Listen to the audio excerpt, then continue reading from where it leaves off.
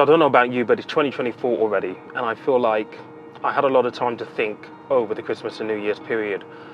And there is one thing this year that I believe is crucial to invest in to make sure that you set yourself up for success, not just this year, but in future years to come. And this is a fundamental thing that I feel like I forgot about for a period of time, and I think a lot of people are missing generally because we get caught up with all this other stuff that, whilst is an important part of the picture, isn't the most important part of the picture. So what am I talking about? I'm talking about human capital. There's a prominent US economist by the name of Gary Becker, and Gary Becker is the thought leader behind the human capital theory. Now, the human capital theory suggests that people can greatly improve their economic well-being by investing into training, education to improve their skills, their knowledge base. And by doing so, the theory suggests that they can expect returns by way of higher incomes and better opportunities. And who doesn't want higher income and more opportunities in 2024 and beyond? A book that I've read recently, which lends itself to this idea of investing in your human capital, is Stephen Bartlett's 33 Laws of Business and Life. And if you've not read it, by the way, it is really, really worthwhile a read. It's also an audiobook. I will leave a link down below for you to access it if you want to, but it's definitely worthwhile listening and reading to. But essentially, rule one is about filling your 5 buckets in the right order. And this idea of 5 buckets is that there are 5 distinct buckets in life, and the first 2 being the most important. Here's Stephen explaining in his own words what those 5 buckets are and how they interact with each other. The 5 buckets, which is law number 1, was an observation I'd had on my own life. And people always ask me, if you're young or if you're not, or if you're moving into a new industry, where should you focus? In fact, one of your colleagues asked me out there. The way that I look at it is there's these 5 buckets in our lives that we have to fill. And the story that I tell was one of my friends in San Francisco had a man running up to him. This man was sweating, a little bit out of breath, and said to him about building rockets and doing these chips in monkeys' brains and all this stuff. Then this man ran off. Then my friend said to me when I was in San Francisco, he goes, "That man was Elon Musk." And interestingly, until he said that man was Elon Musk, I thought it was someone that had escaped from an asylum or something. But the minute you hear that it's Elon Musk, you hear that this is an individual with 5 full buckets. In life, we have these 5 buckets, right? The first bucket is our knowledge, which is what we know. When we apply what we know, it becomes a skill, right? And these first 2 buckets, your knowledge and your skills, are the only buckets in your life that no professional earthquake can ever unfill. They're also the buckets that overflow to fill these last 3 buckets, which is your network, your resources, and your reputation. When you have knowledge and skills, you'll undoubtedly build a network that will lead to resources, and finally reputation. Life can take away these last 3 buckets, but if you're a young person, the key takeaway here is when you're selecting that job, like I was at 16, 17, 18, 19 years old, don't select for reputation, a nice jobs title. Don't even select for resources, getting paid more. Focus on jobs that will fill these first 2 buckets, which is knowledge and skills. Now, I don't know about you, but that really resonates with me, and it resonated with me when I read the book, this idea of those 5 buckets and the importance of the first 2.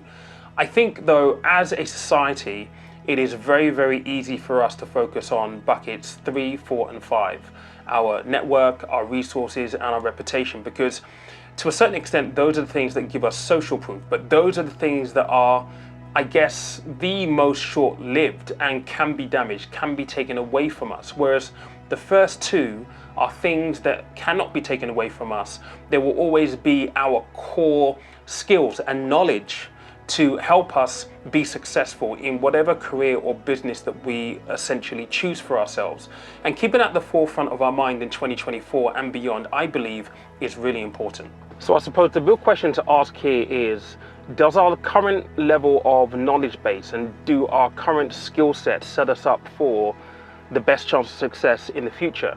Because if you look at the world right now, you look at some of the most successful, most prominent people in society, they've all been able to effectively invest into their own human capital to great economic benefit. Elon Musk has got to be the quintessential example of someone who has had great reward from investing in his own human capital. If you think about Elon, yes, he has a mind that is leaned towards engineering and he studied physics. However, back in 2002, he had this crazy idea that you must be able to cut down the cost of manufacturing rockets and send them into space by creating a reusable system. And back then, all of the big brains at NASA, all of the big brains in aerospace thought this guy is absolutely crazy. And you fast forward 20 years on, and that's exactly what this guy has created. In SpaceX, he's created a system that sends payloads into space, the rockets come back, land, and he's able to reuse them again in another mission.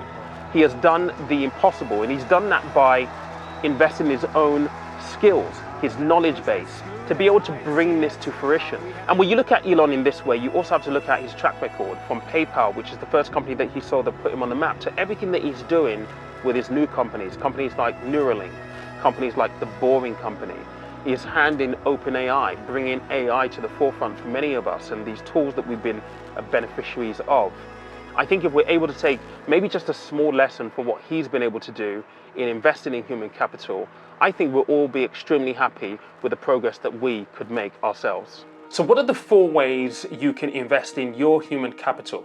Well, the first is to be open-minded and dedicated to continuous learning. And I know that continuous learning can seem like a chore sometimes, especially if you've been in a career for a very long time.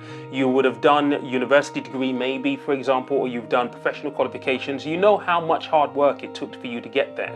And as human beings, it's natural for us to habituate, to get complacent, to get comfortable with where we are. But continuous learning is very, very important, particularly given the fact that we are effectively in an ever-evolving world, a fast-paced world.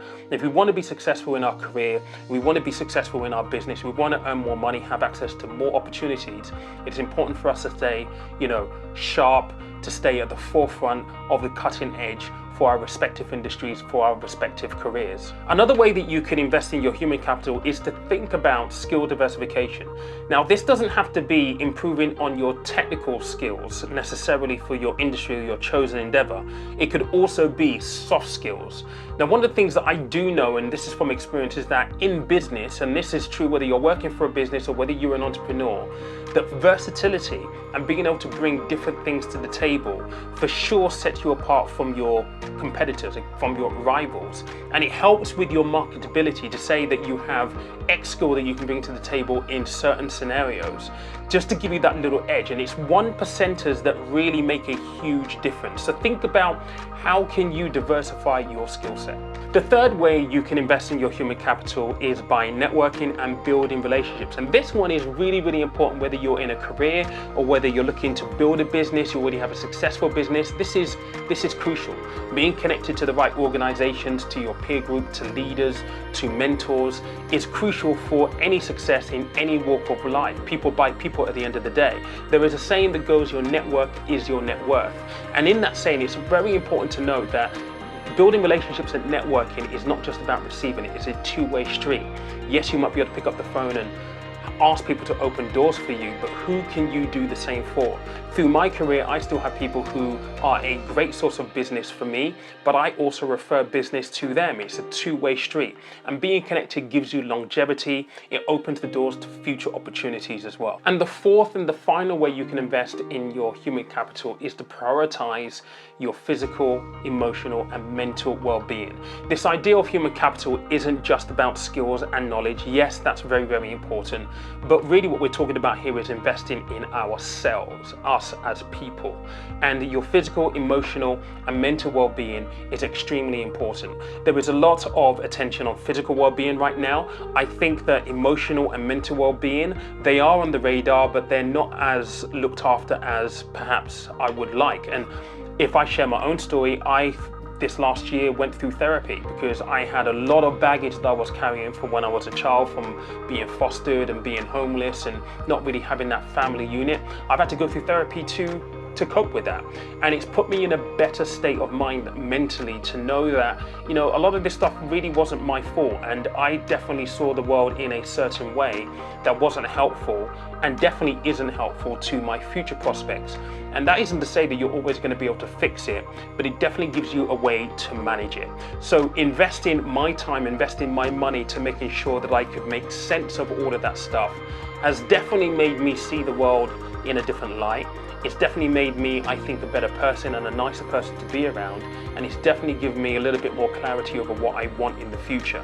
And if this is all about business and earning money and having access to opportunities and being successful, a clear head is a definite win-win in that journey to being successful. And you know, successful is of course subjective. You define your own terms, but I feel that number 4 for me has been a huge win over the past 12 months. It's definitely made me a better person. Let me know what you think of this, and let me know your thoughts in the comment section below. If you have found value in this, please make sure that you smash the like button and give a subscribe. I'll upload every Tuesday this year, and we'll talk about money and investing and all that good stuff as well. Catch you later.